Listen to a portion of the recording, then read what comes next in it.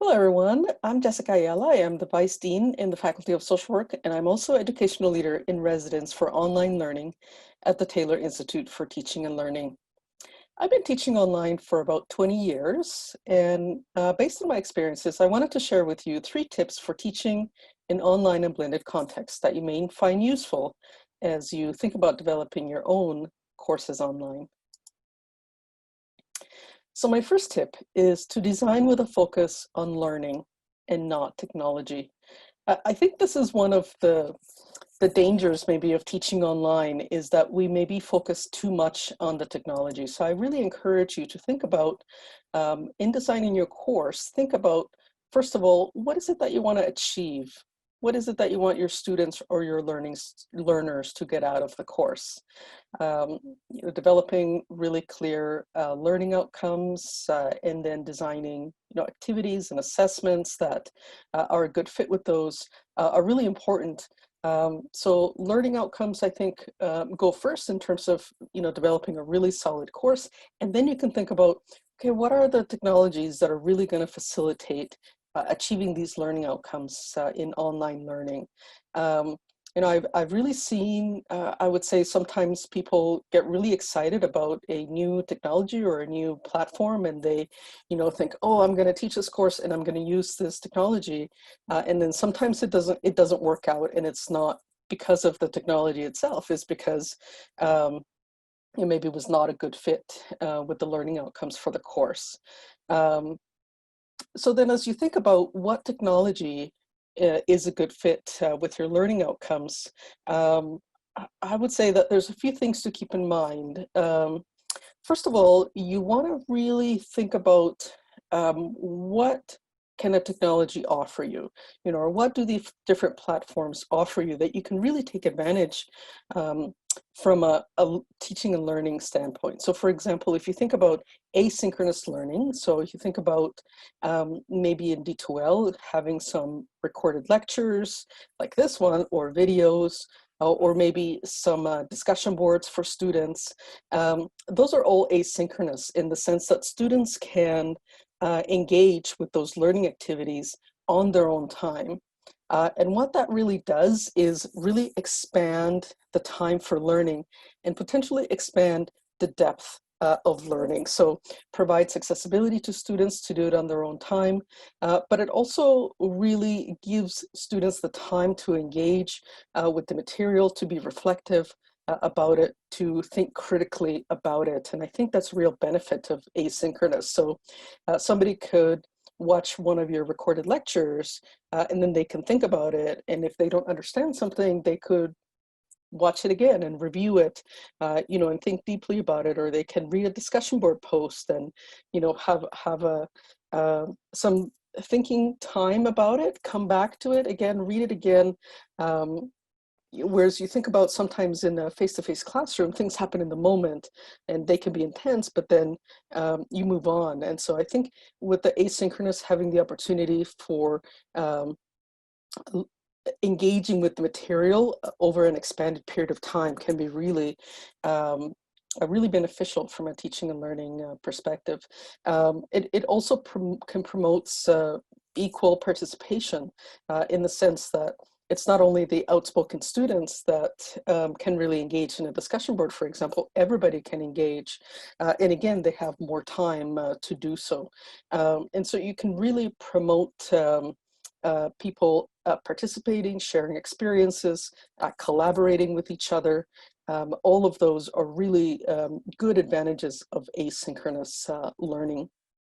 When you think about synchronous learning, for example, Zoom sessions, well, you have people in real time. So I think building things that allow people to connect on that real-time basis is really important. So whenever I do Zoom sessions, for example, I really try to have group discussion, large group discussion with my class if it's small enough, or if I have a larger class, I break students up into groups and do breakout groups and make sure that they have some time to engage either with myself, with their classmates, really discuss issues, have that real-time connection, be able to build community, and it's again really exciting. So I would say, if you want to lecture, maybe think about doing a recorded lecture rather than using that kind of precious synchronous time when you actually have people together um, to do something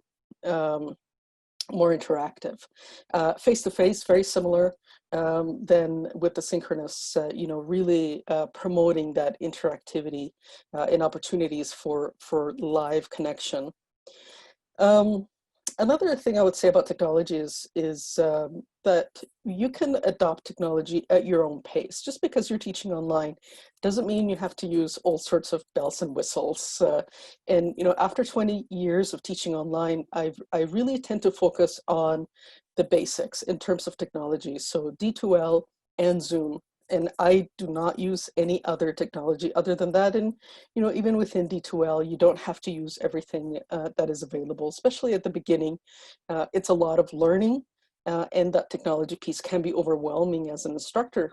But then you think about also your students. It can be overwhelming for your students to learn all of those technologies, particularly if they are new to online learning. So again, think about integrating technology at your own pace. Maybe next time you teach the course, online, you could think about adding another technology or trying something new. Whatever technology you do use, I would suggest that you really spend some time focusing on learning the technology and just become comfortable using it. You don't want to have a Zoom session with your class and be really first and foremost worried about the technology and what you're doing and are you using it right, and oh my gosh, what do I have to click on to do this? You want to be comfortable enough that you can really focus on your students, on your learners, and to be present in the class.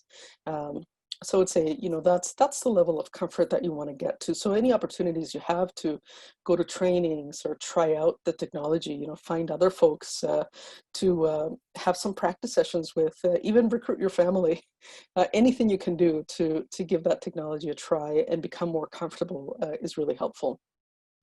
Finally, I would really encourage you to reach out to mentors and supports. There are supports in the university, such as the Taylor Institute. There may also be people within your own department or unit that maybe have some experience with online learning that you may want to reach out to and get some of their support or expertise. For example, in my faculty, I have reviewed different people's D2L sites, for example, once they develop their shells and give them feedback. So something like that, you may want to ask your mentors for some support. My second tip is to create active learning opportunities for your students. So one of the things that's different about teaching online is that whatever you want to happen in your course, you have to really create it. You have to build it in order to make it happen. If you want your students to be really engaged in the discussion board, you have to think about how are you going to create that and what are you going to do so that that happens. So you have to be more planful than I think if you just walk into the classroom and you think, oh yeah, I'm just going to ask them this. So it does require a bit more thinking, a bit more time, a bit more preparation and design of learning activities.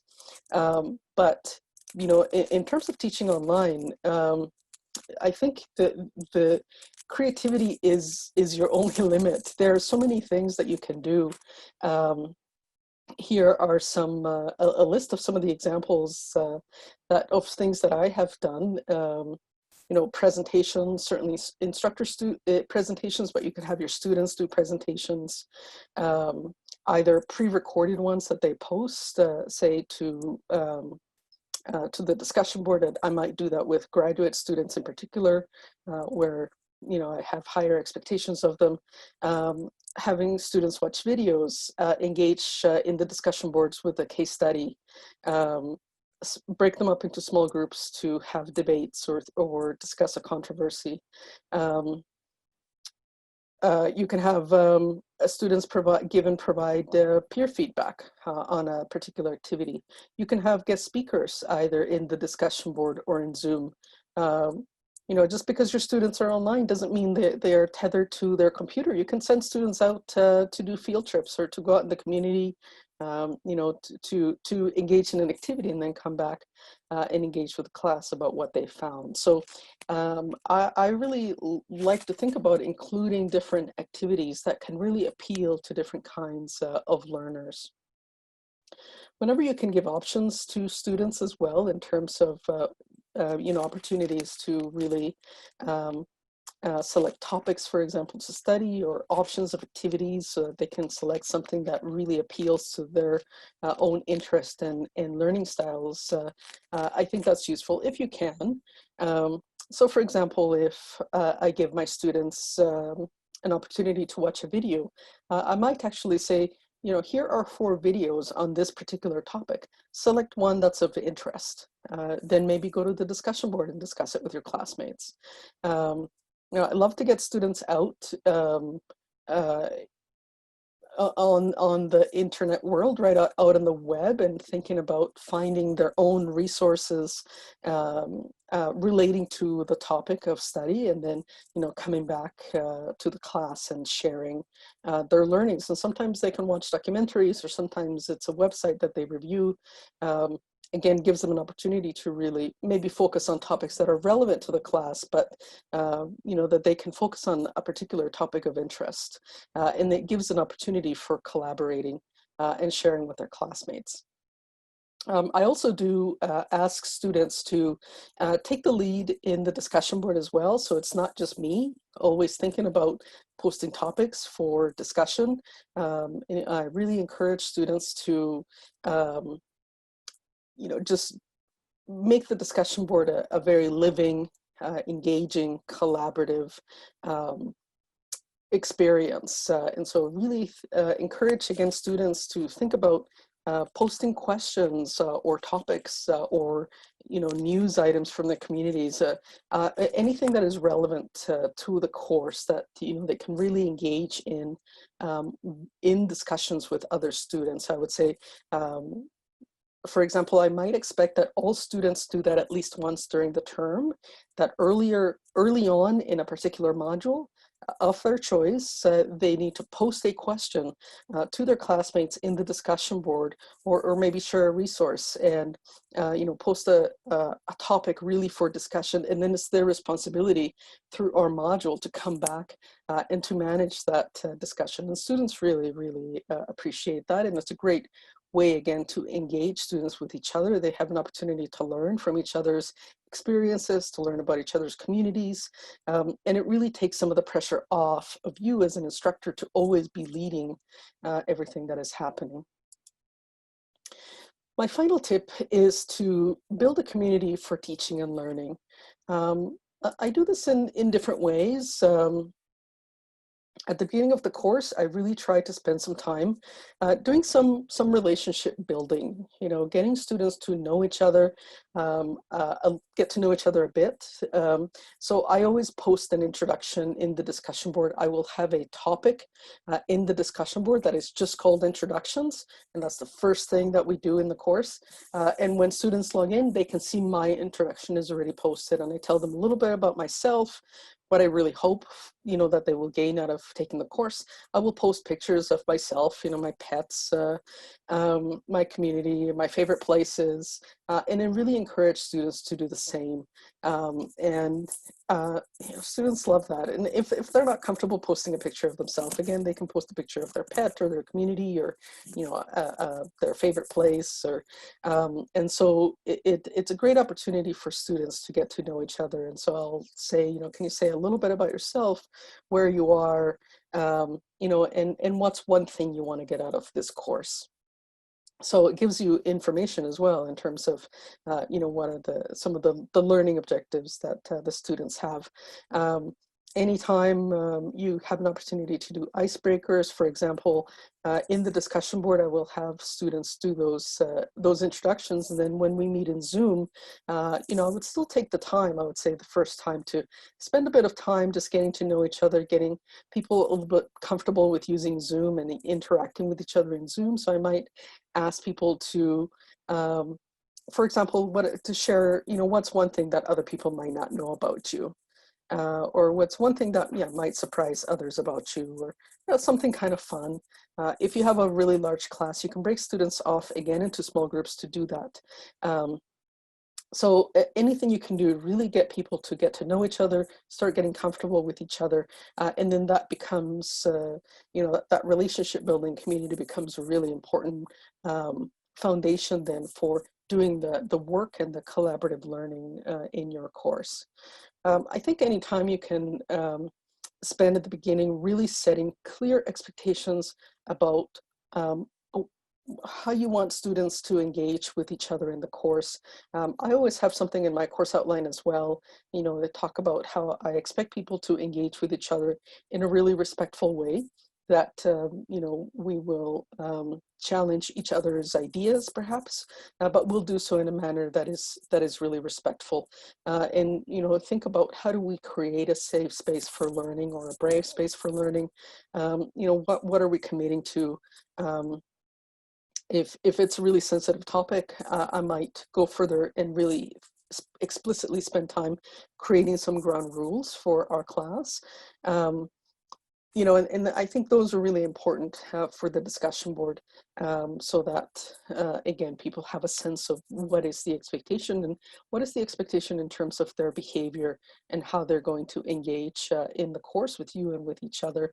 And if we have ground rules, I will post those, and, just ask each other to hold each other accountable, and really be committed to those. The final thing I would say is that we want our students to be present and engaged in the discussion board, or in our courses, or any aspect of it. Then I think we have to model that as instructors. If you're saying, well, you need to log into the discussion board twice a week and do postings, but you're never there, students are, that's probably not going to work. Students are not going to think that that's something that they need to do, or it's important. So again, those clear expectations are important for their engagement, and you can tell them how you will be engaged as well, and what are the commitments that you're making to the class.